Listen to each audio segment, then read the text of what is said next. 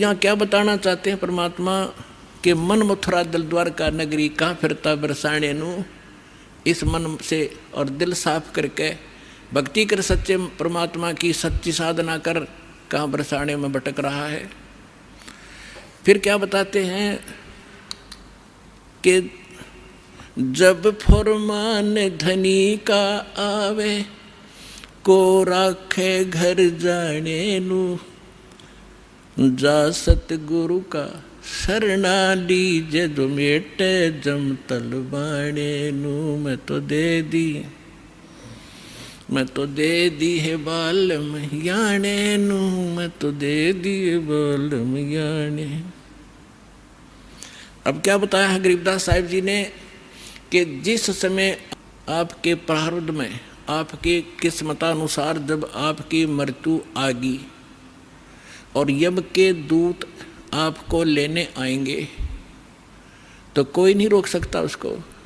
मासा घटे न तिल बधे विद ना लिखे जो लेख। तो कैसे, अब यहाँ क्या बताना चाहते हैं कि यदि आपकी मृत्यु का समय आ गया और चाहे आप 30 वर्ष 40 वर्ष 50 वर्ष के हो, 10 वर्ष के हो, 2 वर्ष के हो, 4 वर्ष के हो, तो आपकी मृत्यु होगी ही होगी।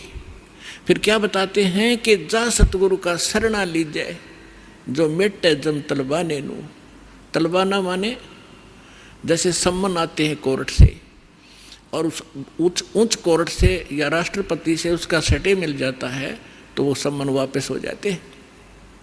तो यहाँ क्या बताना चाहते हैं कि जब फुरमान धनी का आया, आदेश आ गया, यहाँ जो विधाता ने विधान बना रखा है, तो को राखे घर जाने नू और जा सतगुरु का शरणा लीजिए मिटे जम तलबाने नू। धर्मराज दरबार में देई कबीर तलाक, मेरे भूले चुके हंस को तू पकड़िए मत कजाक।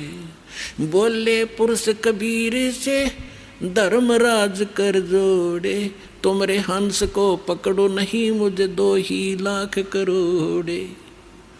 फिर क्या बताते हैं, धर्मराज ने फिर विनती की, प्रभु हे परमेश्वर, यहाँ का एक विधान है इस हमारे लोक का कि जैसा कर्म जिसने किया है वो दोनों भोगने पड़ेंगे, पुण्य भी और पाप भी। तो वो तो मैंने दंड देना पड़ेगा, उसका कोई समाधान बताओ। तो क्या बताते हैं कि कर्मों से तीरथ हैं वो अब जो जपे कबीरे, उनको तो पकड़ना पड़ेगा और जड़नी पड़े जंजीरे। वो तो मेरे बस की बात नहीं, मेरी विधान है परमात्मा। तब परमात्मा कबीर जी ने कहा कि कर्म भ्रम ब्रह्मंड के मैं पल में करहूँ ने से, जिन हमारी 2 ही दी सो करो हमारे पेसे। कहते हैं ये कर्म भ्रम तुमने यहाँ इनको मिसगाइड करके बुरे जुल्म करवा रहे हो तुम। ये कर्म भ्रम ब्रह्मांड के मैं पल में कर दूँ नेस, इन पर कलम मार दूंगा, इनको ख़त्म कर दूंगा। और जिन्होंने मेरी दुहाई दी वो करो हमारे पेश, उसका अकाउंट भी मत लेना तू।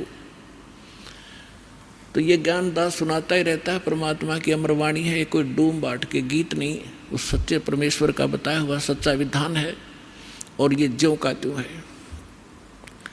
परमात्मा ने कहा कि जो ये कह दे मेरे पास, तेरे पास आके मैं उस परमेश्वर कबीर जी का भक्त हूँ, उसका अकाउंट भी मत लेना। जो मेरा सत्य साधक हो और किसी गलती से वो तुम ले भी आए हो तो मेरे पास भेज देना, करो हमारे पेश। एक भक्त बता रहा था जी, मैं सपने में रात को सो रहा था और 2 बैंकर से आए और मुझे कहने लगे कि चल तू। मैं उठ कर चल पड़ा उनके साथ साथ और जब पहुंच गए ना, एक बड़ी सी बिल्डिंग दिखाई दी थी। उसके निकट जाकर मैंने पूछा भी कहाँ ले जा रहे हो तुम मुझे?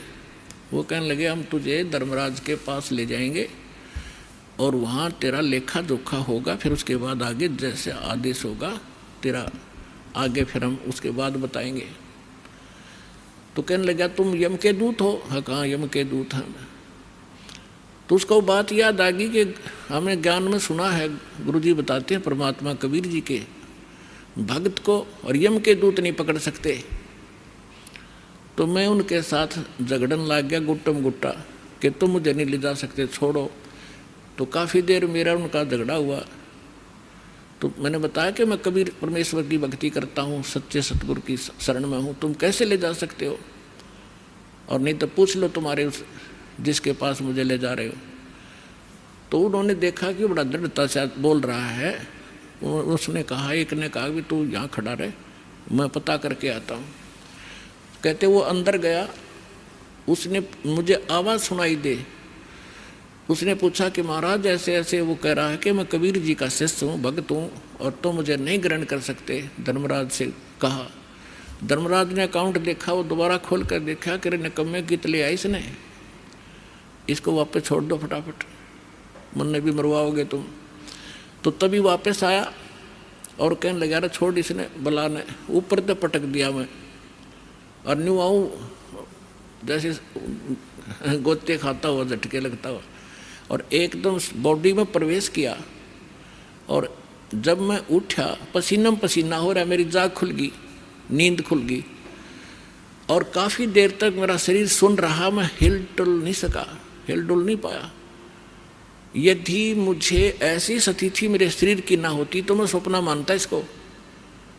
तो उस दिन के बाद कह रहा कि और गणा दृढ़ विश्वास हो गया परमात्मा पे। तो यहाँ गरीबदास जी उसी परमात्मा की समर्थता बता रहे हैं कि जब फरमान धनी का आवे को राखे घर जाने नु, कौन बचाओ वहाँ जाने से, और जा सतगुरु का शरणा लीजे मेटे जमतल बाणे नु, मैं तो दे दी बालम याने नु, मैं तो दे दिए बालम याने नु। उत्तर दक्षिण पूरब पश्चिम तो फिरता दाने दाने नु। इस समर्थ की शरण में आने से आपको इतनी बरकत देगा यू भगवान, थोड़े काम में घना सुख, घना फायदा होगा। और आप उल्ट साधना करते हो, गलत साधना कर करके, और अपना कर्म बिगाड़ दिए, भक्ति नाश कर दी। जिस साधना से आप कर रहे हो, इससे आपको कोई बेनिफिट होने वाला नहीं है। यहाँ क्या बताते हैं, उत्तर दक्षिण पूरब पश्चिम फिरदा दाने दाने नु, सर्व कला सतगुरु साहेब की हरि आए हरि आने नु। तुम तो कहते हो कि भगवान हमने मिलता नहीं, और भगवान हरियाणे में आए और मुझे मिले, सतलोक लेकर गए, फिर वापस छोड़ा। और पुण्यात्माओं आगे फिर गरीबदास जी क्या बताते हैं, मत दे दी है बाल में बैरे नू, मैं तो दे दी है बाल में बैरे नू, मैं तो दे दी बैरे नू, मैं तो दे दिए बाल में बैरे नू। संसारी दी गल्ला चिने ना बूझे शब्द जो गहरे नू, संसारी दी गल्ला चिने नहीं बूझे शब्द जो गहरे नू। ये मुर्दों से ती प्रीत लगावे न जाने सतगुरु मेरे नू, मुर्दों से ती प्रीत लगावे न जाने सतगुरु मेरे नू, मैं तो दे दी है बालम बैरे नू, मैं तो दे दी है बालम बैरे नू। श्वेत छतर सिर मुकुट विराजे देखत न उस चेहरे नू, श्वेत छतर सिर मुकुट विराजे देखत न उस चेहरे नू। ऊंची थड़ियाँ खेती बोवे ये भूल गए नज डरे नू, ऊंची थड़ियाँ खेती बोवे ये भूल गए नज डरे नू, मैं तो दे दी बैरे नू, मैं तो दे दी है बालम बैरे नू, मैं तो दे दी बैरे नू, मैं तो दे दी है बालम बैरे नू। ये संसार समझदा नहीं कहंदा श्याम दोपहरे नू, ये संसार समझदा नाही।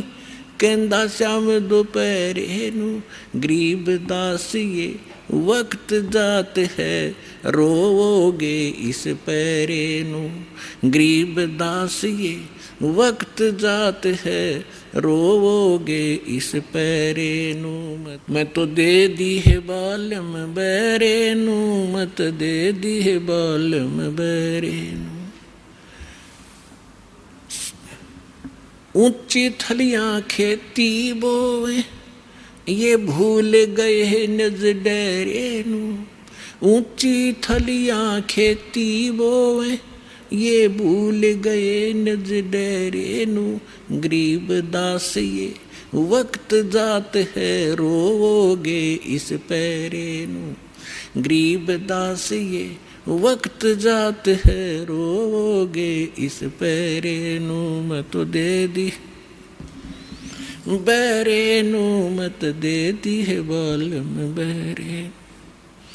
अब इसमें क्या बताना चाहा है परमात्मा के ज्ञान को गरीबदास साहिब जी ने, कि यदि आप किसी मित्र को, बहन भाई को, या कोई और निकट के संपर्क वाले को कुछ बताना चाहोगे इस ज्ञान के बारे में, वो कति सुनने को तैयार नहीं, क्योंकि मन है उसके अंदर प्रभावी है भी है मन। और उसी व्यक्ति को कोई ये कह दे, कहाँ जाते हो भाई, कि मैं जाता हूँ अमरनाथ पे, और उसको ये कह दे कि केदारनाथ पर जाने से बहुत लाभ होता है, तो पूछेगा कब जाएगा, मुझे भी ले चलना। No objection. कोई सोमवार का व्रत रखता है तो उसको कोई ये कह दे कि शुक्रवार का व्रत बड़ा बेनिफिट देता है, अच्छा बता कैसे करना होता है, तुरंत मान जाएगा। तो यहाँ परमात्मा कहते हैं मैं तो दे दी बालम बैरे नू, और संसारी दी गल्ला चीने। आम आदमी कह दे वो मान ले, और ना बूझे शब्द जो गहरे नू, इस गहरे ज्ञान को नहीं पूछना चाहता, ना समझना चाहता। तो क्या बताते हैं, संसारी दी गल्ला चिन्ह नहीं बूझे शब्द जो गहरे नू। ये मुर्दों से ती प्रीत लगावे, न जाने सतगुरु मेरे। अब जैसे प्रत्येक गांव में किसी तालाब के ऊपर या किसी अन्य स्थान पर कोई संत साधक मर गया, मृत्यु को प्राप्त हुआ, उसकी यादगार बना ली, वह माथा टेकन लग गए सारे, पूरा गांव का गांव। अन्यों का हमारे तो दादा लाई पूजा है यार। अरे कोई विवेक तो लो। देखो जैसे ठीक है वो संत अच्छे होंगे जो आज तक पूज्य हैं, लेकिन उस समय जो उस जीवित समय में उसके जैसा भी वो संत था, जैसी भी भक्ति साधना थी उसके पास, तो उससे उस समय लाभ तो मिल सकता था जब वो वर्तमान में था। अब तो वैसे उसकी महिमा वैसे ठीक आदर करते रहो, लेकिन मोक्ष कति नहीं, लाभ नहीं मिलेगा। जैसे कोई डॉक्टर है, वैद्य है, और वो बहुत अच्छा वैद्य था और खूब अच्छी दवाई देता था, रोग नाश कर देता था, ठीक है। तो उस समय जो उसके संपर्क में आए तो उनका वो लाभ मिला। उसकी मृत्यु होगी, मृत्यु के बाद उसकी यादगार बना दी, और वहाँ फिर अब कोई जावे उस वैद्य से ये कहने कि वैद्य जी मेरा मलेरिया हो गया, दवाई बताइयो। वह वैद्य की मूर्ति वह दवा काम नहीं कर सकती, जो ओरिजिनल जीवित कराया करता था। तो यह भूल मारा ईब तई लाग रही थी, अब मिटेगी। तो क्या कहते हैं, मुर्दों से ती प्रीत लगावे, ना बूझे शब्द जो गहरे नो। मुर्दों से ती प्रीत लगावे, ना जाने सतगुरु मेरे नो। मैं तो दे दी है बालम बैरे नो, मैं तो दे दी है बालम बैरे नो।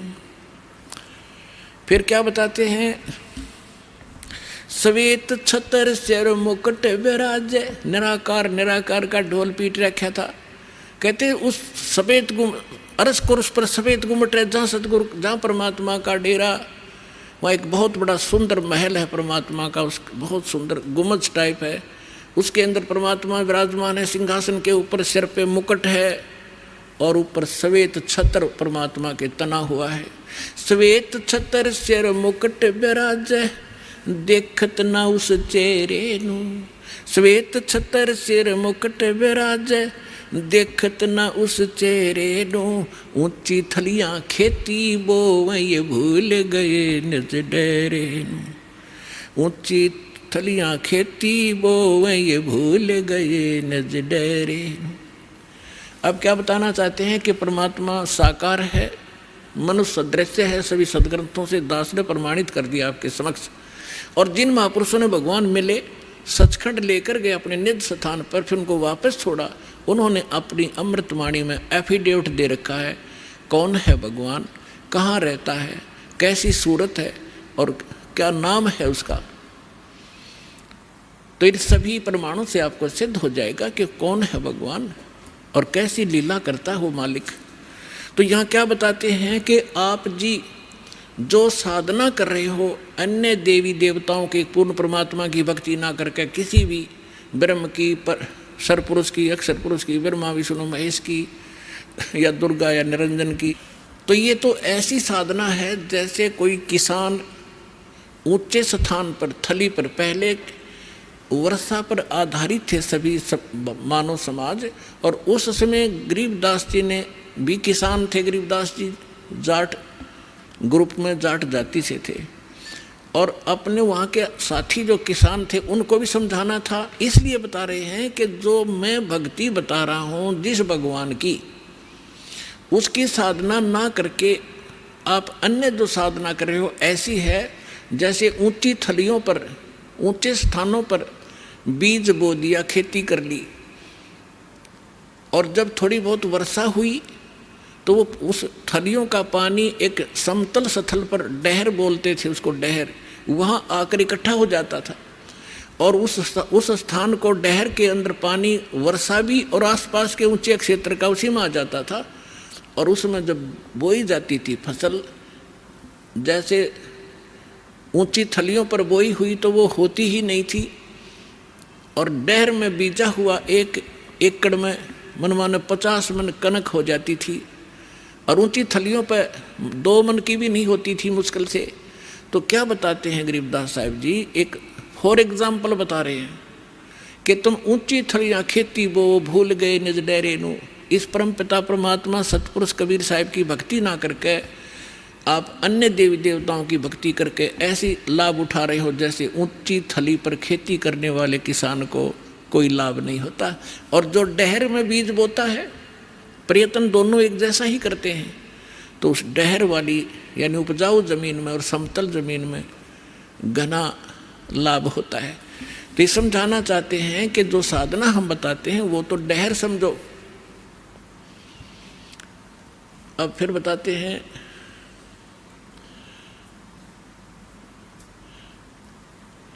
गोता मारूं स्वर्ग में, जा बैठूं पाताले, गरीबदास ढूंढता फेरूं अपने हीरे मोती लाल। चारों युग में मेरे संत पुकारे, और कूक कहा हम हेल रे, हीरे माणिक मोती बरस, ये जग चुगता ढेल रे। अब परमात्मा कबीर जी से प्राप्त ज्ञान को कैसे विश्लेषण कर रहे हैं गरीबदास जी। कबीर साहब बता रहे हैं कि चारों युगों में मैं आया, अच्छी आत्माओं को मिला, उनको तत्व ज्ञान और यथार्थ स्थान से परिचित करवाया, सतभक्ति से परिचित कराया, और ये चारों युग में संत पुकारे और कूक कहा हम हेल रे, हीरे माणिक मोती बरसे, ये जग चुगता ढेल रे। हम तत्व ज्ञान और यथार्थ साधना रूपी हीरे मोती लालों को बखेर रहे हैं, और आप जी इस ज्ञान से परिचित न होने के कारण इन लाल और हीरे मोतियों को ग्रहण ना करके कंकर पत्थर, आन उपासना रूपी कंकर पत्थर इकट्ठे कर रहे हो, जो तुम्हें बाद में कोई लाभ नहीं देगी। उसी को यहाँ प्रमाणित कर रहे हैं।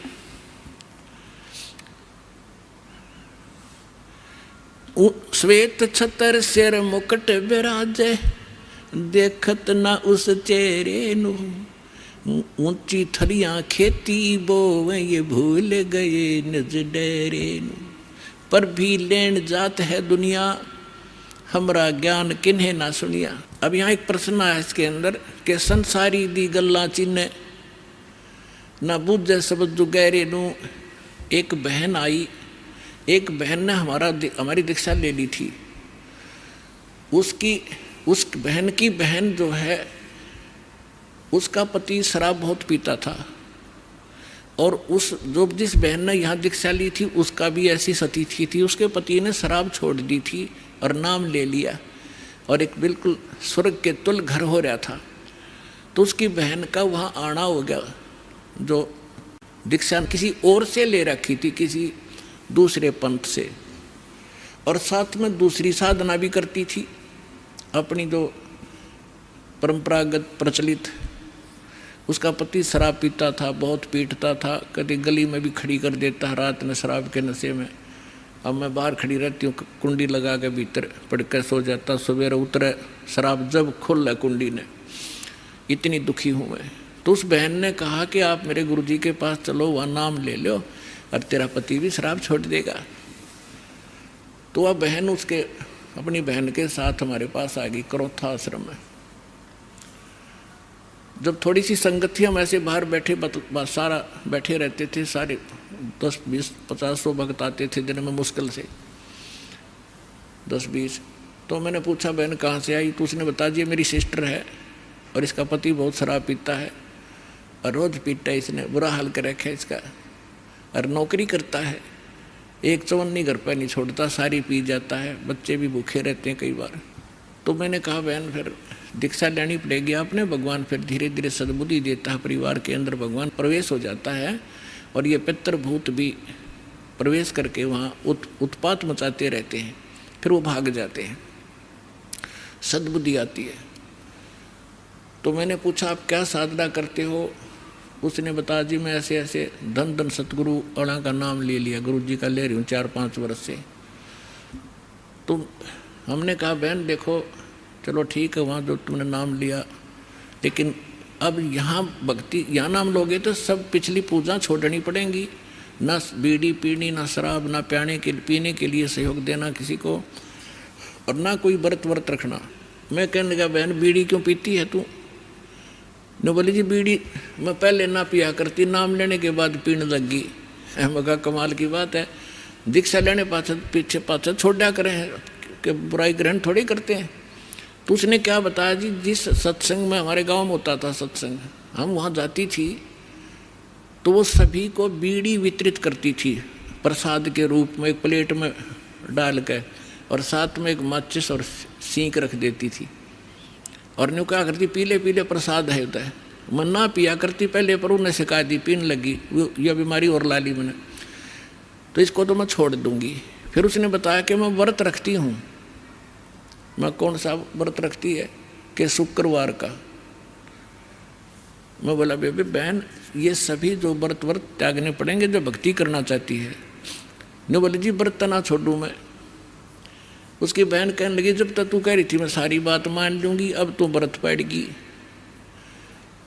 मैंने उसे पूछा बहन इस शुक्रवार का व्रत क्यों रखती है तू, किस लिए? तो वो कहने लगी कि मैंने कथा, क्या क्रिया होती है इसमें, क्या लाभ है इससे? वह कथा सुनाती है कि एक का पति विदेश चला गया था कोई काम धंधे के लिए। ऐसी कथा है संतोषी माता के व्रत, शुक्रवार के व्रत से क्या लाभ है वो बताने लगी। और फिर उसकी काफ़ी वर्ष हो गए थे, उसके पति ने दूर चला गया, उसका भूल पड़ गई, घर नहीं आया। संतोषी माता एक बहन को दिखाई दी उसको, जिसका पति बाहर गया हुआ था दूर देश में, और उसने बताया कि तू मेरे 16 शुक्रवार के व्रत रख ले, तेरा पति घर आ जाएगा। तो उसने 16 शुक्रवार के व्रत रखे, और 16वां शुक्रवार का जो व्रत था उसका पति घर आ गया, इसलिए उसकी पूजा करती हूँ। और मैं 13 रोज आवर रोज गड़े तो गाड्डे की शुक्रवार के व्रत ने, अकल की चोर। चलो उसका तो पति दूर चला गया था, उसकी तो बुला लिया उसकी संतोषी माता ने, तेरा तो डेली आवर डेली गड़े तने, और फिर भी शुक्रवार का व्रत है कल तुम्हारे अंदर। तो यहाँ परमात्मा कहते हैं कि संसारी दी गल्ला चीने ना बूझे सब जो गहरे नू, सच्चाई से परिचित ना होना चाहते हैं और ऊंची थलियां खेती वो ये भूल गए निज डेरे नू। फिर क्या बताते हैं कि ये संसार समझदा नहीं कहंदा श्याम दोपहरे नू। अपने आत्माओं सटाट सत्संग यहाँ से हुआ था। भाई तन दर सुखिया कोई ना देखा, जो देखा सो दुखिया हो। उदय अस्त की बात करते हैं, मन सबका किया विवेका हो, सबका किया विवेका हो। यहाँ पर कहते हैं झूठे सुख को सुख कहे ये मान रहा मनमोद, ये सकन से बिना काल का कुछ मुख में कुछ गोद। तो क्या बताना चाहते हैं आदरणीय गरीबदास साहिब जी कि ये संसार समझदा नहीं कहंदा श्याम दोपहरे नू। जैसे एक शराब पिए पड़ा था, जेठ जून का महीना, हरियाणा क्षेत्र, पंजाब, राजस्थान, उत्तर प्रदेश। इसमें जून के अंदर एक भयंकर गर्मी गिरती है और शराब पी कर बाहर पड़ा बिल्कुल मैदान में। और उसका साथी कहता है कि उठ ले भाई, बहुत दुखी है तू, मुंह में झागा रे, पसीना पसीना, रेते में लेटा हुआ है, उठ तुझे छाया में लेटा देता हूँ। वो शराब के नशे में कहता है छेड़ना मौजूरी है। वहाँ धूप में पड़ा है, रेत के अंदर पड़ा है, पसीना पसीना है, और उसको कहता छोड़ दे मौजूरी है। तो परमात्मा कहते तुमने भांग पी रखी काल की, कबीर ये माया अटपटी सब गट आनड़ी, और किस किस ने समझाऊं या कुआ भांग पड़ी। तो ऐसे हम इस दुख को सुख मान रहे हैं इस नशे के अंदर। फिर क्या बताते हैं, जैसे एक रिश्तेदार दूसरे रिश्तेदार को यानी मित्र या रिश्ते रिलेटिव को कोर्ट में मिला, कचहरियों में, और वहाँ मिलते ही हाथ मिलाते हैं और कहते और क्या हाल है, अकमौज हो रही है। कोर्ट में मौज का क्या काम, वहाँ तो घी बंधी रहती है। कोर्ट में भी मौज है, वहाँ गए हैं व्यक्ति को 2 मिनट में चिंता रहती है, वकील नहीं आया, गवाह नहीं आया, फलाना नहीं आया, और फिर और क्या हाल है, ठीक ठाक मौज है। कोर्ट में जाने वाले व्यक्ति को भी मौज है। फिर हॉस्पिटल में गया, किसी का कोई बच्चा बीमार था, मित्र आए वहाँ मिलने के लिए। अब उससे पूछते हैं और ठीक है, अपना लड़का तो बीमार है, बाकी मौज हो रही है, लड़का मरने को हो रहा है, बाकी ठीक ठाक है। तो परमात्मा कहते हैं ये संसार समझदा नहीं कहंदा श्याम दोपहरे नो। जैसे जेठ का महीना और दोपहर के समय को, और कोई ये कहे कि ठंड सी लग रही है, तो उसने श्याम देखी नहीं है। तो शाम के समय जो शीतलता होती है, तो दोपहर के समय वो धूप में जला हुआ भी ये कह रहा है कि कहंदा श्याम दोपहरे नू, यानी इस दुख को तुम सुख मान रहे हो। झूठे सुख को सुख कहे ये मान रहा मन मोद, ये सकल चबीना काल का कुछ मुख में कुछ गोदे। फिर क्या बताते हैं परमात्मा, भाई सुरपति दुखिया भूपति दुखिया, रंग दुखी बपरीती हो, कह कबीर और सब दुखिया, एक संत सुखी मन जीती हो, संत सुखी मन जीती हो। सुरपति देवताओं का राजा इंद्र भी दुखिया, और पूरी पृथ्वी का राजा भी दुखिया, और रंक तो स्वाभाविक दुखी, जो गरीब है वो तो दुखी है ही है। तो परमात्मा ने बताया है, कहे कबीर और सब दुखिया, एक संत सुखी मन जीती हो। यानी परमात्मा की शरण में जो प्राणी आ जाएगा, पूरे सतगुरु की शरण में आने से, उस सच्चे परमात्मा की भक्ति करने से उसको एक तो ज्ञान ऐसा प्राप्त हो जाता है कि वो संसारिक इन आडंबरों से दूर हो जाता है। उसको ज्ञान ऐसा निर्मल मिल जाता है कि ऐसा निर्मल ज्ञान है, ये निर्मल करे शरीर और ज्ञान मंडलीक है भाई चकवे ज्ञान कबीर।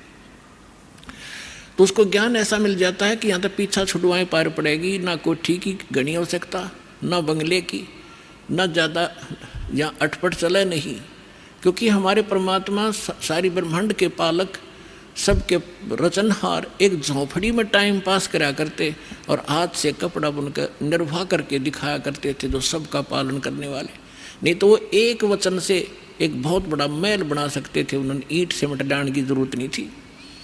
वो हमें ये बताना चाहते थे, इस गंदे लोक से निकलना चाहते हो तो यहाँ की बकवाद छोड़नी पड़ेगी, केवल यहाँ से जन्म और मृत्यु का छुटकारा चाहिए आपको, तो ये भक्ति कर लीजिए। गीता अध्याय नंबर 7 के श्लोक नंबर 29 में कहा है, गीता ज्ञान दाता कहता है कि जो मेरे ज्ञान को आश्रय कर लेता है और तत्वदर्शी संत की जो खोज कर लेता है, और वो व्यक्ति जो केवल जरा और मरण से छूटने का प्रयत्न कर रहे हैं, वो उस तत्व से परिचित हो चुके हैं और सारे दातम ज्ञान से परिचित हैं और वो सब कर्मों से परिचित है, वही प्राणी जरा और मन से छूटने का प्रयत्न करते हैं, इस संसार के किसी सुख की वो कामना नहीं करते। तो यहाँ इस आने से आपको ये ज्ञान हो जाएगा और फिर ये समर्थ है। आपको जिस चीज़ की आवश्यकता होगी, बकवाद नहीं सुनेगा आपकी। आपको आवश्यकता होगी तो आपको तुरंत दे देगा, ला कहते कुछ भी कारण बनाओ। तो इसलिए यहाँ परमात्मा कहते हैं, कहे कबीर और सब दुखिया, एक संत सुखी मन जीती हो। मन जीतना यही होता है कि जैसे हमने यहाँ की ये जो नाचना गाना, इसका तो ज्ञान ही हो गया, बकवाद है बेमतलब की। अब नाच गा रहे हैं, ढोल पीट रहे हैं, डीजे बजा रहे हैं, अगले दिन दूल्हे की मृत्यु हो जाती है, टक्कर मार कर रो रहे हैं, बजा ले डीजे। तो यहाँ संत कहते हैं, ना जाने, नानक साहब जी कहते हैं, ना जाने काल की कर डारे, किस विध ढल जा पासावे, अर्जिना के सरते मौत खुड़क दी उनानू केड़ा हंसावे। जिनको मौत दिखाई देती है, जिनको जाना है यहाँ से, पता है कि ना जाने कब बिजली गिर जाएगी, तो वो ये बकवाद नहीं कराया करते। अब कोई भयंकर रोगी है और उसको पता है कि कैंसर हो गई है और कुछ दिनों का मेहमान है, उसको वो सुनियो डीजे और करके दिखाओ बकवाद, उसको तो उंगलियां पर दिन गिनने पड़ते हैं कब मौत होगी, कितने दिन का जीवन है। तो हम सबको कैंसर है। परमात्मा कहते हैं कि जग सारा रोगी आरे, जिन सतगुरु वैद न जाना, जग सारा रोगी आरे। जन्म मरण का रोग लगा या तृष्णा बढ़री खांसी, और आवागमन की डोर गले में पड़ी काल की फांसी। तो हमने ये काल की फांसी दिखाई देनी चाहिए, और यहाँ से जब निकलने की जब श्रद्धा बनाएंगे तो हमारा मन जीता जाएगा, तब मन जीता जाएगा। इस ज्ञान से हम उल्टे हटेंगे और फिर परमात्मा साथ रहेगा। कहते हैं कल्पे कारण कौन है, कर सेवा निकाम, सेवा माने पूजा, और मन इच्छा फल दूंगा जब पड़े मेरे ते काम। तो इस प्रकार इस सत्साधना करने से आपका भी मोक्ष, आपके बच्चों का भी मोक्ष। और कबीर साहब ने ये वो समय वो है जो वचन पहले कहा था कि भक्ति बीज होगा जो हंसा, और तारों तास के इकोत्र वंशा। अब हजारों वर्षों तक ये सत्साधना चलेगी, पूरे विश्व में ये ज्ञान फैलेगा। या कोई सुखी नहीं है, चाहे कितना बड़ा अपने आप को प्रधानमंत्री मान रहा है, चाहे कितना वैभवशाली समझता है, उसने सपने में सुख नहीं है आज के युग में। तो इस ज्ञान से, इस भक्ति से आपकी आवश्यकता भी पूरी होगी और मन भाग जाएगा, आत्मा दृढ़ होगी, आपका मोक्ष होगा, सतलोक चले जाओगे, सदा सुखी हो जाओगे और रहना मर्यादा के अंदर।